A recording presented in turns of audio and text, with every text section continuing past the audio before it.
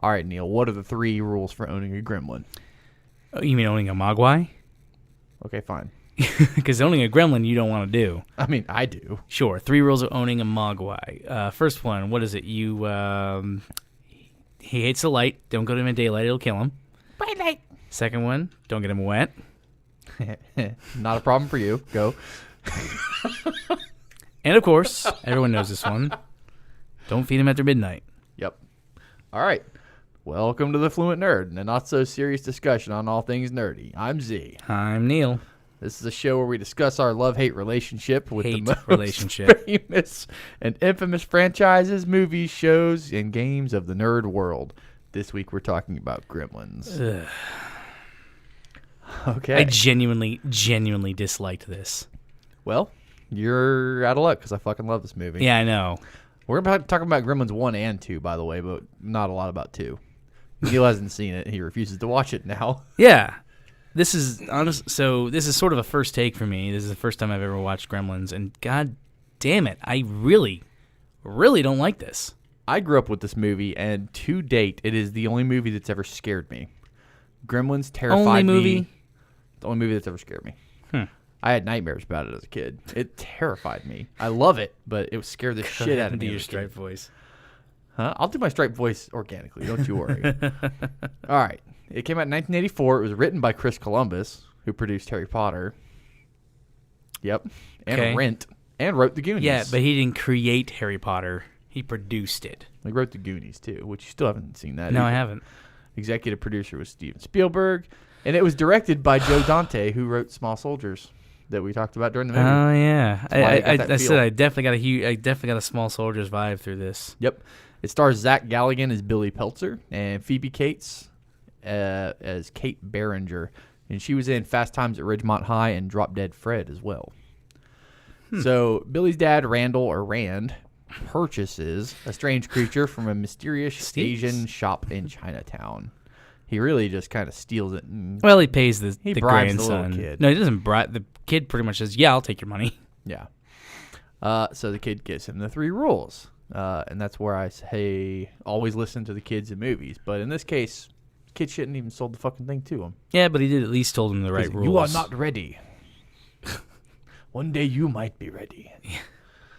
So, all right. The guy who plays Randall, I thought this was interesting. The guy who plays Randall, the dad, was the writer of the song Joy to the World by Three Dog Night.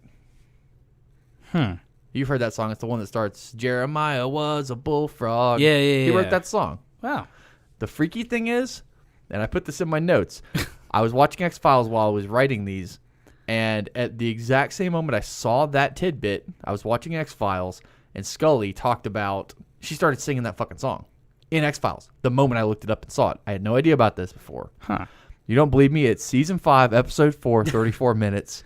It's fucking terrifying. The shit happened to me. You got to look it up. It's weird shit. Gremlins are in your house, see? God damn it. Shut up. All right, so Randall gives the Mogwai to Billy as a Christmas gift because this is a Christmas movie. Like Die Hard. Yeah. Like all the other non-yes Christmas movies. The 80s was good for that. So Billy immediately and naturally fucks up, and he gets the Mogwai wet, and it reproduces. Granted, it wasn't actually his fault. It was that stupid little kid. It's Corey Feldman's fault. It's always Corey Feldman's fault. Everything in the 80s was Corey Feldman's fault, pretty much. So anyway, then they trick him into feeding them after midnight, causing them to molt into gremlins. So like we said, Corey Feldman, who's in Stand By Me, Lost Boys, Goonies. So then the gremlins let loose the dogs of war and take over the sleepy little town. The resident old man Murray Futterman gives the exposition for the term gremlins because he's a World War II bomber crewman. I don't know if you picked up on that. Yeah. He wears a bomber jacket, and he talks about being in the war, and that's how that got. And he's pissed off at everything foreign. He hates everything foreign. Everything foreign. Now, foreign cars, foreign TV. Yeah. It's fucking garbage. Quickly, for Gremlins 2, it's basically the same thing, except it's set in New York City in a Trump-style skyscraper called Clamp Tower. Other than that, it's pretty much the same. It's got Billy, Kate, and Mr. and Mrs. Futterman.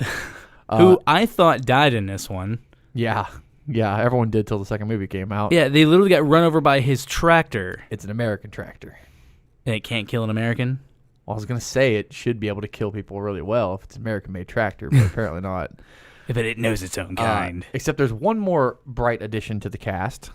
Christopher Lee plays an evil doctor.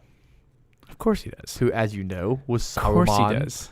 He was Saruman. He was a World War II spy. He was a death metal singer before he died. Yeah. He was practically what James Bond was inspired by. He also played probably the best Dracula.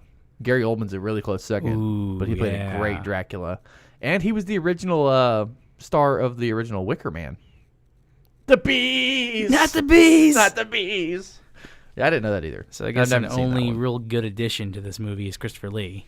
That's the second movie that you refuse to watch. I will not watch it because the acting in this alone was atrocious. It is a kids movie. Yeah, I get it. I don't know why you made me watch it, but I get it. Because it's fucking awesome. Yeah, so let me just put this on record. I think the only reason that Z thinks this is a great movie is because A, grew up on it, and I think it's like that weird uncle that you grew up with.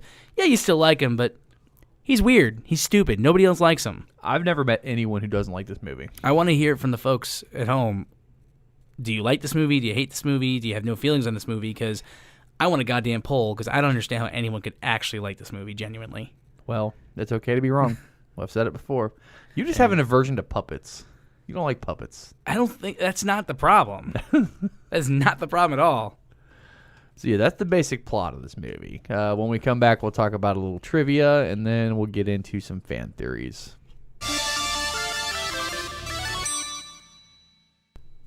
So, Neal, you care to guess who voiced Gizmo? I didn't even think that. You'll probably never get it because I had no fucking idea. No idea. Howie Mandel. Are you fucking kidding me? Was Gizmo. Are you kidding me? I told you some of the behind the scenes stuff. Some of the behind the scenes stuff on this movie is better than the movie. Let's make a deal. Deal or no deal. Don't feed me after midnight. And he also played Skeeter in the Muppet Babies. Wait a minute. Mm-hmm. Howie Mandel? Skeeter. How do I not know that? I don't know. I don't know what to tell you. Huh. Also, one of the other Mogwai, this is more big for me, but one of the other Mogwai was played by Michael Winslow. What the fuck? One of the other Mogwai or one of the Gremlins? One of the Mogwai. He's the guy in Police Academy who makes all the goofy ass noises. Yeah. And he's also in Spaceballs. I love Spaceballs. We're going to have to do that soon. Yeah, also Tuvok's in Spaceballs. Oh my God, you're right. When they're combing the desert with the big afro Was that pick. him? Yeah. When they're like, we're combing the desert, and they show him with a fro pick, and he looks up and says, we ain't found shit. Was that Tuvok? That was Tuvok. Whoa. How did you not know that? He looks exactly the same, too. I just hadn't. We ain't found shit. Maybe I don't know. My brain hadn't put that together. That's crazy. Yeah. I also haven't seen the movie in years, but. Yeah. Also, the set for Kingston Falls is the exact same little town as Back to the Future from 1985. I thought it looked familiar. I'm not even fucking with you. And they were filmed. They're both just extra film from the Universal Studios backlot. What? That was just a generic town they had at Universal Studios that they used for both those movies. Oh, I get you. Yeah. So in Cantonese, Mogwai means devil, demon, or gremlin. And the Mandarin pronunciation is Mogai. Just to add a little bit more racism into this movie. It's not PC. Nothing in the 80s was PC, okay? I'm not defending it. I'm just explaining it. Not in the goddamn 1980s. So also, the theater that's blown up in this is the same one that Marty McFly wrecked into. When he wrecked in the front entrance of the theater. Yeah. Yeah. And then they burned it down in Back to the Future, too. So that theater has a history getting burned the fuck down. Oh, yeah. Bad shit's happened there. Okay, so the Santa speech that you absolutely hated. I love that scene. It ended up being too controversial, and studio executives wanted to pull it. But the director, Joe Dante, he had a bit of a problem with that. And he wanted to leave it in there, and he said it represented the movie as a whole, saying it was a combination of horror and comedy. Yeah, for those who aren't sure what Santa speech we're talking about I can't remember if I can Kate. Kate's dad went missing for days on Christmas or whatever, and turns out he was trying to surprise them by crawling down the chimney, fell and broke his fucking neck. He still surprised them. But it has nothing, like you were saying, it has nothing to do with the rest of the movie. It comes out of fucking nowhere. It has nothing. It's like, straight out of left Like, I field. thought she was going to say that, and like a gremlin was going to pop out of the chimney dressed as Santa, and like, oh, okay, at least it's fucked up. Or I like, even told you that the worst scene in the movie has nothing to do with Gremlins. no, you said the darkest scene. You It didn't is say the darkest worst. scene. True. It's just, it comes out of, Yeah. and also, boyfriend, or whatever the fuck his name is, Billy. isn't listening. Billy. Just isn't listening to the entire story. He's trying to do other shit. To be fair, he's fighting Gremlins. I wouldn't listen to her either. I got shit to do. Anyway, Spielberg wanted to take the thing out. So I can't believe you love Spielberg I know. was involved He wanted in to this take that scene out. movie. He wanted to take it out, but he left it because it was Dante's project, and he wanted to have control. So essentially, he's the George Lucas to this movie, or he's to this movie as George Lucas was to the Labyrinth. Yeah, I suppose. So, at least one of Phoebe Cates' screams in Dory's Tavern is actually real because a massive cockroach like jumped out in front of her during one of the takes. That's pretty funny. Yeah. Also, sorry, I was burping. God damn it.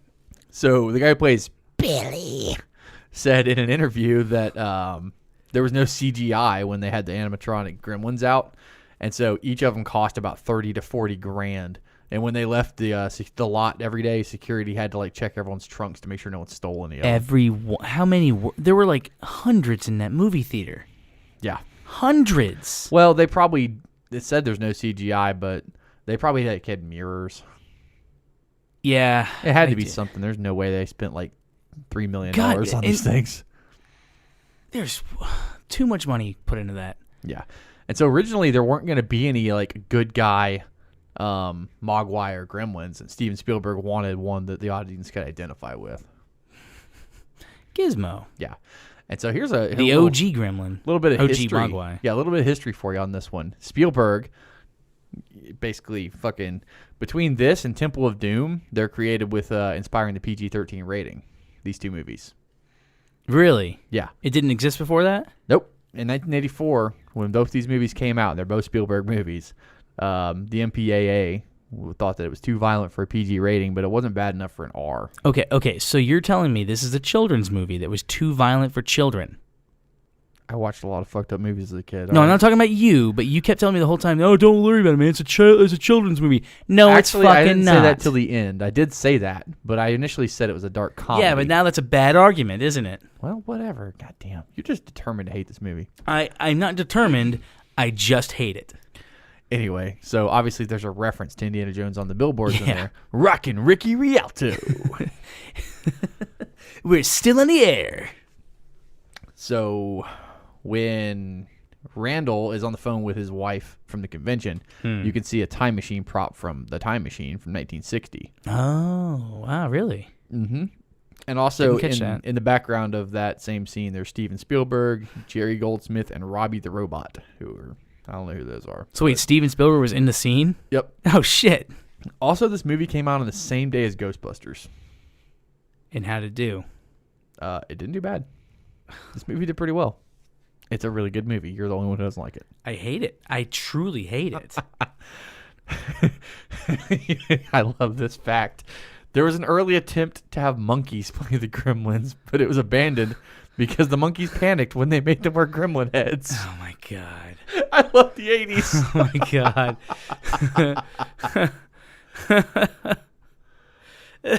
I can just picture it. I really want to see that fucking blooper. Monkey. Oh, God. So Oh at my the God. beginning of the movie, when you see the movie theater, it's showing a couple movies called A Boy's Life and Watch the Skies. Those were actually working titles for Steven Spielberg's E.T. and Close Encounters of the Third Kind. Huh. Yeah. Also, at the beginning, when you see Randall walking into that Chinatown shop, there's a car that wrecks in front of it. It's an AMC Gremlin. God damn it. So, okay, that is one reason why I actually genuinely hate this movie, is because the writing in it is technically clever. It's very clever. It all circles back on itself. It's all kind of like sneaking little things in They there. teach you lessons. They repeat But it's jokes. just awful. It's Just not, the delivery is so. Each scene scene by scene, this movie is disgustingly bad. The acting is terrible. And again, we just established, technically not a child's movie. It's still an 80s movie, though. The acting is generally not good. It's different. It's not bad. You just don't like it. It doesn't make any sense. It made perfect fucking sense. Ugh. Anywho. In the original script, they also had a scene where the Gremlins attacked a McDonald's and ate customers instead of burgers. You know what? It honestly would have been a better theme with the movie. Also, I just Googled it. Gremlins ranked second of the weekend. It came out with $12.5 million in its first weekend in 80s money. Yeah, that's like Fuck this $1.5 trillion movie. now. Yeah, so it's bajillion today dollars. Yeah. That's so dumb. So Gremlins 2, a couple facts from that. Like I said, they're kind of like in Trump Tower. Billy works there, and it's like a goes from a bank to a hotel. Yeah, well, it's more like a CNN tower, but it's got a very Trump figure in it.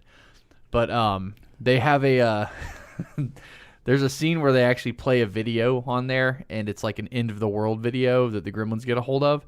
And they only put that in there because they found out, the people who made the movie found out that CNN actually has a video like that they will play in, if the world's ever going to end, they have a fucking video they'll play. Whoa. Staff, is that like, it's a real thing. Is that a thing that's like released somewhere? No, you can't see it. And the staff, it's probably got all like the reptilian secrets. Like, yeah. By the way, Trump's a reptile. He's, fuck, okay. But yeah, the staff were instructed to hold the video for release until the end of the world is confirmed. Yeah. That's stupid. It's kind of dark. Yeah. It's Gremlins for you. Huh. So there's also a scene where they do like animal testing in this. It's kind of like Vault Tech has a headquarters building where just all sorts of bad shit happens in there. But there's a scene where they're kind of like doing experiments on the Gremlins and whatever else and other lab rat animals. Fuck, man. And in that scene, there were monkeys in the lab set that were so scared of the Gremlin puppets they refused to leave their cages when the called them. Guess what? Because those monkeys are fucking smart. So there's an opening aerial shot of New York City, and it's also the stock footage from Superman 4, The Quest for Peace. It's the same footage. Are you shitting me? That's amazing. Yep. Also, in this one... Also, I don't think anyone watched Superman 4. I don't think I've seen any of those. The old really? Supermans. None of them? Superman movies. Superman films. If you want to be a douche about it. Yeah. So Gizmo at one point puts on a red bandana and does the Rambo thing. Oh, God. And that's because Stallone actually gave him permission personally. Okay, hold on. Can an actor do that? I don't think they can. In the 80s, you could do whatever you wanted. I think this movie came out like 91 or 2, though. So Leonard Maltin actually shows up in the movie giving a review of Gremlins 1. They don't ever say it's Gremlins 1. But he's holding a video version of the first movie, and he's ranting about how much the movie sucks and the Gremlins eat him. Yeah, because it fucking sucks.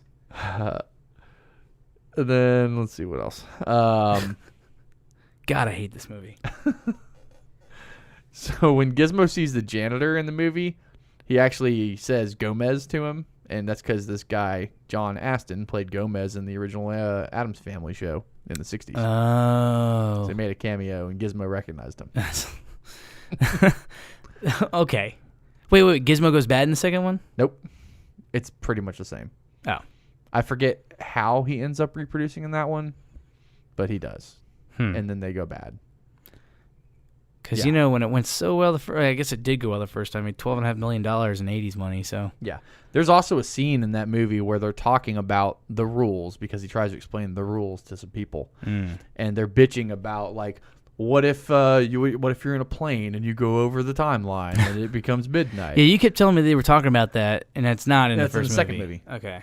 And then one of them's like, what if they're eating at 11:59 and they get a kernel stuck in their teeth and it dislodges later? And basically Billy's like, I don't fucking know, dude. Or what if they're eating on the day clocks turn back? Yeah. There's a lot of questions like that. And the reason they put that in the second movie is because they actually had that discussion in real life when making the first movie. So they thought it was funny, so they put it don't in. feed him after midnight. Okay, well, when is it okay to feed him again? Like, Never. Because every time is after midnight, They don't need water, so I don't know why they need food. I don't know. Yeah, I don't know. They're magic beings, I have no idea if they poop. These are the questions. Mm-hmm. Do Mogwai poop? We're going to Chinatown to find out. These are the questions. All right. So when we come back, we'll have a couple fan theories and our favorite and least favorite moments. Yeah, favorite.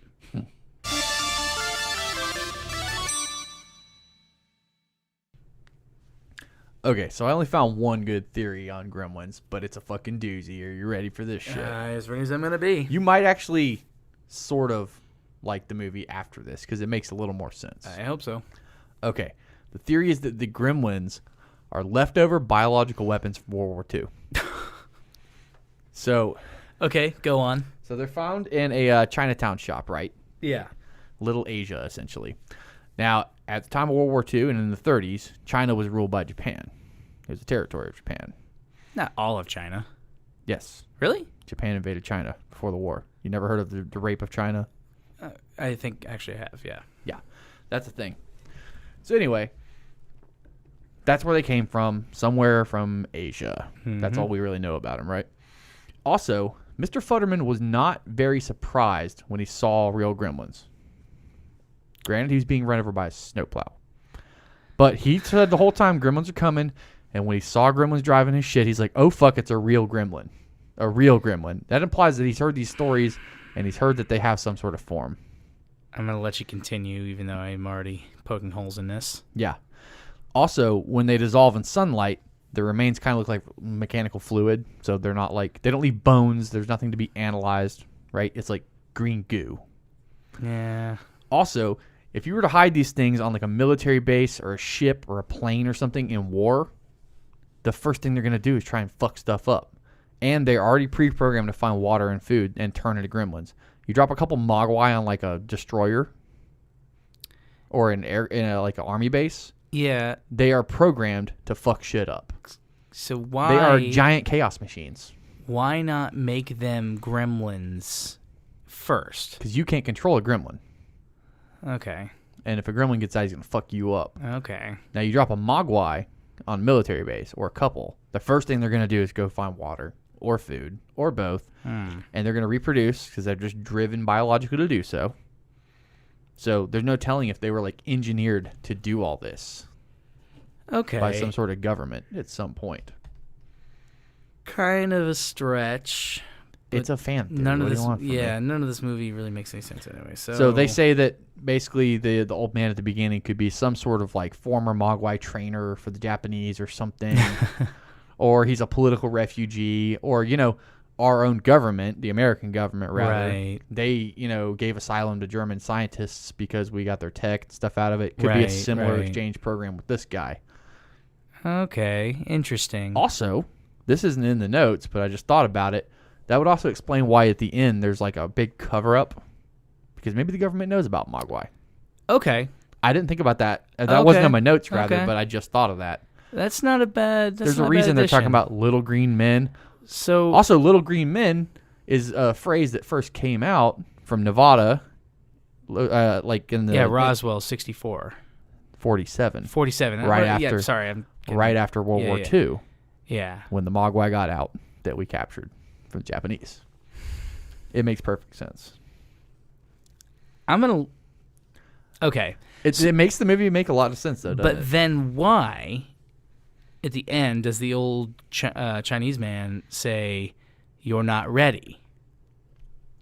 What would anybody ready for a Mogwai for? Because he's going to die eventually, and someone's got to take care of a Mogwai. And Billy's the guy. All right. One day you might be ready. His grandson's not ready, obviously. I buy it. His grandson's not going to take care of these things. He sold it to some old white guy. And Kingston Falls paid the price. Yeah. Yes, they did. Okay. So, I like that theory. I've never heard that. It's not bad. Okay. Yeah, I mean, it's kind of... You can tell someone put definitely a lot of thought into that. Yeah, see? Someone else loves this movie. Yeah, and obviously I get that I'm probably a minority here, so... Yep. So tell us, C, what was your favorite part of this movie? Oh, boy. I personally love the Santa speech scene. I knew you were going to say that. I knew you were going to say that. We watched this right before we recorded. Yeah. And he's never seen it, and When this scene started, I started laughing, and I didn't stop until it was over, and I was crying because I was laughing so hard. Not because of the scene itself. You're such a bad person. But because of Neal's reaction to it. If you could roll your eyes any further back in your head, you'd have been blind. You almost died from hate of this. I'm not sure, I couldn't help but laugh my ass off. I'm not sure what you. makes things worse is the fact that you're laughing at my reaction, which is like a feedback loop. I don't know, but that is like a dynamic of us. Is like I hate something. Z loves that I hate it. I feed on your anger. Oh my god! It just amuses me to no end. But yeah, your arms were crossed for a solid 90 minutes. You got up and paced around. We were drinking beer and eating pizza, and that didn't make you happy. You were still grumpy as shit that you were watching this fucking movie. It was just hilarious. I gotta say, I'm gonna be fully honest here that I went into this with bad intention. I fully admit that. But sometimes when I do that, and you can back me up here, because Z has been responsible for a lot of my classic movie education and my movie education. Like this is classic movie. Sure. But like I'll go into these movies with like a bad attitude and go like, you know what? At the end of the day, this is actually a pretty good movie. I kind of liked this, or this was okay, or whatever. Not one iota of that for this. Not one. I love this movie. Beginning to end, this was a terrible fucking movie. Well, like I've said, this is the only movie that scared me as a kid. So it's got a special place in my heart. Yeah, I know. I watched, like Pet Sematary didn't do shit for me. Like none of these horror movies, Freddy, Jason, I was just like, okay, cool. I was like 10, 11, 12 watching this shit. Nothing. Not a thing. Yeah, again, well established, I don't like horror movies. This is not a horror movie. I don't hate it for that reason at all. That's the reason it's so close to my heart. Stupid. It's not. It's great. It's dumb. It's stupid. I wish I could better. I know it's a podcast. I should be able to articulate my feelings better. I can't quite put my finger on why I hate it so much. But yeah, I I asked Neal to explain why he hated it so much, and he just couldn't do it. I need some more time to process it, I think. I hate it. I absolutely love it. It's quirky and fun. You don't like quirky. That's not true. I'm a quirky person. You don't like campy. I don't think that's really true at all, because I love Monty Python. I don't know if that's campy either, but I think it's the definition of campy. I don't know. This is a great movie. Whatever. What's your favorite part? Mrs. Deagle's death scene. That is a great. You did laugh your ass off a few times in this movie. There were like 3 or 4 moments. And I was trying to remember a couple others, and I couldn't quite remember them. That one I laughed my ass off, because that was just like, that was great, because she's essentially the Scrooge character, but I was just like, anyone who hates dogs, man, like, go fuck yourself. But just I thought the way it happened was pretty funny, because she can totally walk perfectly well. She's a perfectly healthy person, it seemed. She's just a bitch. And then that was pretty good. Also, the reason I liked it a lot is because she's like, no, I'm not ready to go yet, because she knew she was going to hell, like, just as a person. And she sees these demons singing Christmas carols on her porch. Mm-hmm. And she's not yet, I'm not ready, which made her impending death even more hilarious to me, because I'm a terrible person. Yeah, I forgot to put this in the notes, but I just noticed that the deputy in this movie, not the sheriff, but his deputy, is the guy who plays Mike Ehrmantraut in Breaking Bad. That's right. You did mention that when we were watching. Neal hasn't seen it, but I was watching and I looked and I was like, holy fucking crap, that's that hitman from Breaking Bad. And I fucking IMDb'd that shit, and he's right. I couldn't believe it. It was like 30 years. He was old in this movie. Yeah, he's like that guy. He was going bald. He's always been old. Yeah, no shit. What was your least favorite part? Probably Stripe, because he scared the ever-living piss out of me as a Stripe kid. in general? Just like, I don't know if it was so here's why Gremlins freaked me out as a kid. Yeah, I get very inside my head. I think about things a little too much, and I did this as a kid.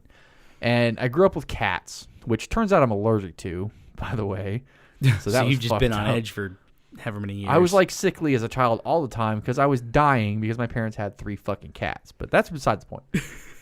So when you really think about Gremlins, they can get pretty much anywhere in your house. They can go through your vents, under your bed. They can move around. And cats, turns out, sound an awful lot like that. Billy. Yeah, you do the voice better than I do.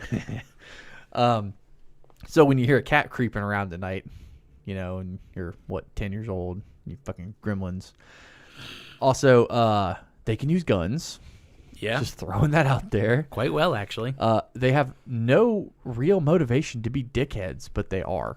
Unless they were designed to be. True. Biologically. True. They were made by Mitsubishi. Or they did cut the brake lines on something, so they might be Toyota. Mitsubishi and Toyota both made fighter planes. Really? I didn't know that. I don't know about Toyota. I know Mitsubishi did. I'm pretty sure Toyota I thought did. only Saab was the one who made fighter jets. No. And Hitachi makes vibrators. Like the same company? Hitachi? Oh, I hear. Sorry, I'm in my own. I'm still. They make bulldozers too. They make bulldozers and vibrators. Hey, you know what? Multiple markets, right? Go for it. Diversify your business. So yeah. Anyway, they can speak. They're intelligent. Mm-hmm. They can kill. They like to kill. They have no reason to kill. They're just little assholes. And I used to have terrible, terrible dreams about Spike coming to get me. And I just kept watching the movie anyway. Stripe. Yeah. Hoggle. Hogwarts? Well, my least favorite part was, there's actually a couple of them. Like, here's my list of my least favorite I'm not going to exaggerate this. I've said I hate this movie. Probably, if you want to take a drinking game, replay this podcast and drink every time I say that. But the bar scene. You didn't like that? I thought it was completely stupid. The bar scene is the most famous scene in the movie. Right. You mentioned it. The Gremlins are supposed to be these creepy, evil things, right? They're just being stupid. No, it's a comedy. It's not funny, though. Not to you. It's really not funny. You have no sense of humor. It's zero fun. Oh my God. Zero humor. I didn't get it. I'm gonna admit that. Maybe I just didn't get it. Fair enough. I'll give you that. I didn't care for it. I don't get it. You didn't giggle when the gremlin tried to flash the chick? That wasn't somewhat funny to you? You said to me my eyes were already rolled back as far as they could be, and I just rolled the fuck out of my eyes at that scene.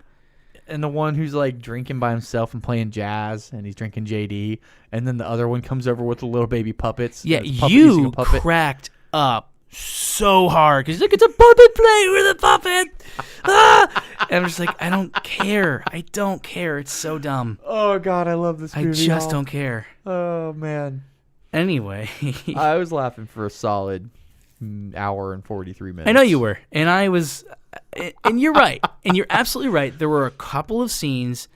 Again, I can only really remember the one was Mrs. Deagle's death, but where I was like, okay, I laughed. It was fine. Okay, not like the labyrinth. The labyrinth, like you said it. You said it to me. There were parts where it wasn't really that funny, but I was still cracking my ass up. Yeah, and I don't get it. I don't get my sense of humor either, guys. Apparently, just certain things are funny to me, and certain things aren't. And this was on the not funny list. But yeah, so tell us your thoughts, please. I'm anxious to hear everyone tell me how I'm fucking an idiot. Not fucking an idiot, a fucking idiot. Words, y'all. How I'm a freaking idiot. Just a bad person. Not like I'm a terrible person. Terrible, awful person. Horrible person. I'm not good. I shouldn't be a good person. Don't reproduce. No. Never have kids. Don't get me wet. Jesus.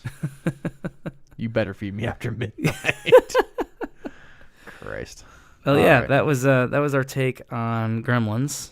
Yep. You know how we say at the beginning, like love-hate relationship? Hate. This is the love-hate. It's love on one side, hate on this works. side. Yeah, there's one that loves and one hates. Oh boy. And anyway, all right, guys, go watch Gremlins. Let us know what you think. Yeah, watch it if you want to. It's on Netflix right now, I think. Yeah, that's where we found it. Yep. So, yeah, thanks, guys. We hope you had a good time listening to us. TTYL.